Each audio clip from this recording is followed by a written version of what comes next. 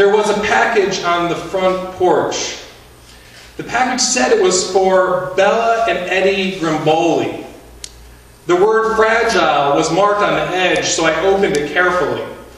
There were 3 pairs of socks and a picture frame inside. Fragile, I thought? Seriously? I searched through the package and found a letter at the bottom. I opened it. The letter was from Bella's mom, Hillary. Oh, fuck, I thought. Bella's mom got her a fucking pair of socks for Christmas? This was the lamest present a parent could get a kid. Hillary was a champion of parental awkwardness. She was also a demonoid maner, fueled by all things passive-aggressive.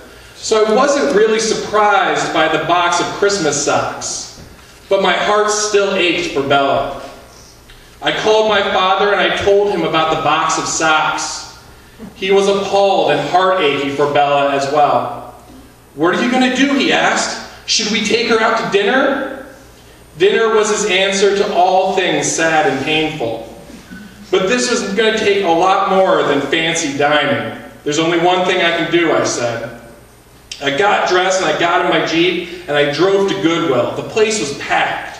I grabbed a cart and pushed my way to the back of the store where the Christmas decorations were kept. They had a lot of good stuff. I found an ornament hippo dressed up as Santa. A hippo Santa.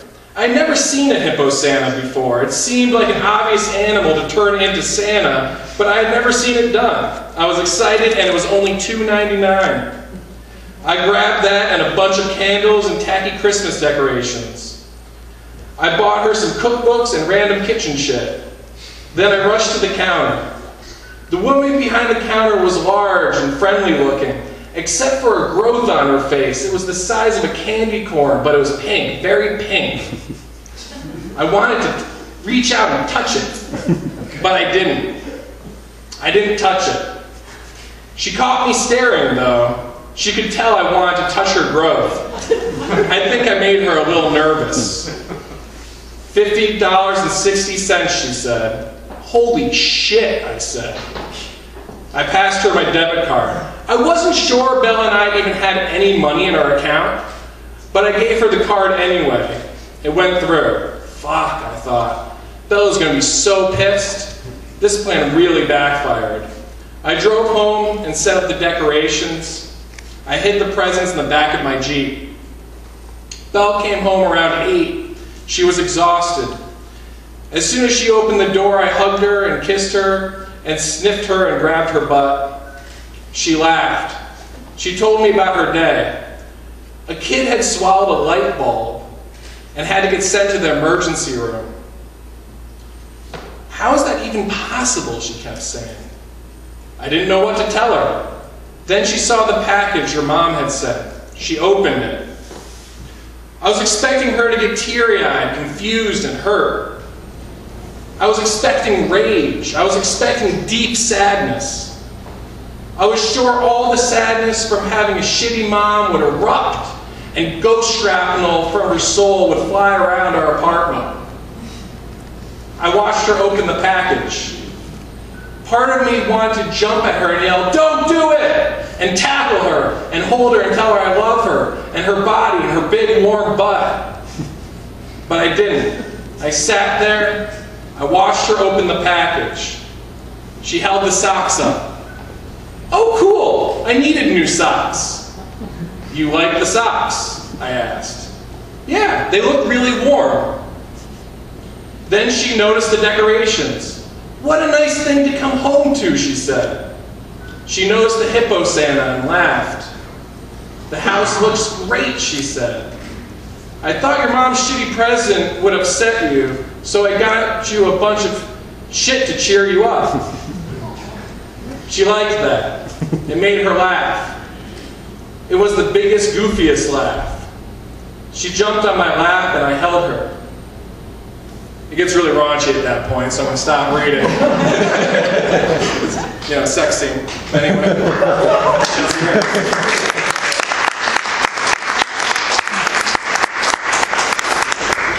Speaking of raunchy. Think about the mango. this chapbook, and it's only $5. Only $5? Skinny dipping with dick cheese. My booty ate the sundress. I tried to free the sundress. My booty ate my arm. I snort the ashes of my dead goldfish. I wake up in a third dimension, trapped inside a glass bowl. I grind against the crotch buckle. I orgasm into the other lane, the cherry atop a 12-car pileup. I hide the cheese in my underwear. I discover it the next day. The crumbs make an excellent salad topper.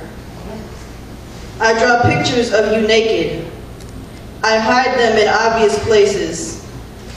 You find them and cry a little. I hide loogies in your couch. I smear them between the crevices. You find them instead of the remote. I pass one bloody egg in the bathtub. I chase it with my thumb. It wriggles away like a neurotic guppy. I masturbate to your diary. I come on the tear-stained pages. Your sad thoughts excite me sexually.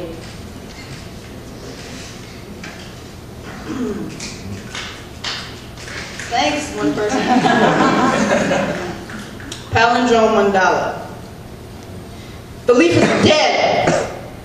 It is a jaded wind. Such is fuckery of the leaf and the flight. Some see whimsy, falling in free, crisp shades of red and brown, gradient hues of red and brown shades, crisp and free falling. Some see whimsy and the flight of the leaf. Such is fuckery. It is the jaded wind. The leaf is dead.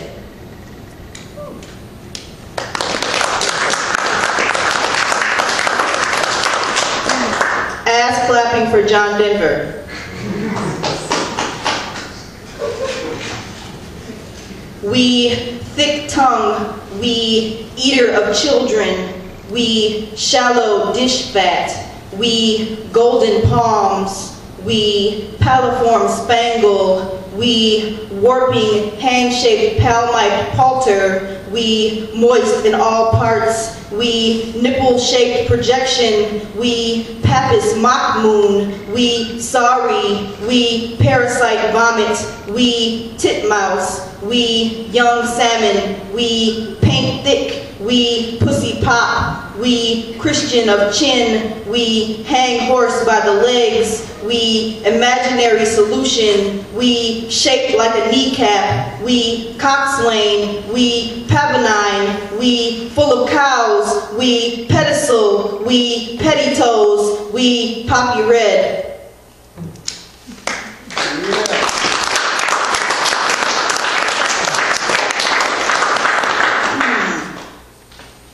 Hitting weird meat off a taco truck. And I thank Justin for the title. Betzari won't masturbate in April. She spends the month painting pink and sky blue fetuses covered in geometric shapes. Pro-life scrolled across the foreheads in period blood, but sometimes food coloring. Moses is androgyny, a closet asexual. He literally stands in the closet, a perp jerker, peeping. Everyone knows grandma keeps her dildo in the flower vase. This is why we mustn't run in the hall. This is why everyone knows grandma. Salvador salves his chapped balls with tree sap. The security at the tree nursery is entry level at best. He breaks in and dry humps the young shoots. A sexual sleuth. He tried ordering his liberation online. PayPal equals hell. I bicycle past your dilapidated house. You are sad, but I am happy because I am biking. The bright ribbons on my basket make me feel so alpha male. My hot tongue melts a hole in the center of my cookies and cream ice cream. I push it in and out. I pretend I'm Dalmatian sex.